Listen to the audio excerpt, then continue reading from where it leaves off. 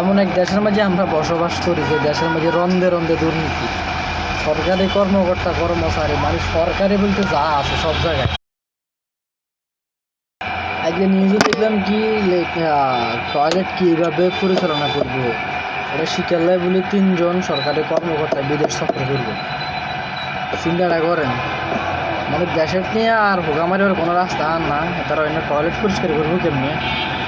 এটা শিকালয় বলে এটা প্রশিক্ষণ নিব বিদেশে। আর ভাবা যায় কথাগুলো।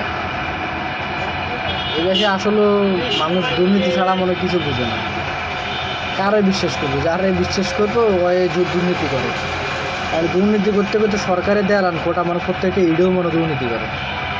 এই কারণে প্রথমে আমরা নিজে করে আগে দোষ দেওয়া লাগে। রাষ্ট্র পরিচালনা করার সময় এমন লোকগুলোর দায়িত্ব দিই আমরা, বা এমন লোকগুলো দায়িত্বে যায় যে লোকগুলোর কারণে দুর্নীতি ছাড়া আর ভালো কিছু আশা করা যায় না। এরা ছোটো থাকতে শিখছে চুরি বাটপারি লুচ্চামি গুন্ডামি, এরা অন্য রাষ্ট্রীয় পর্যায়ে গেলে দুর্নীতি ব্যবস্থা তার কোনো রাস্তায় থাকে না।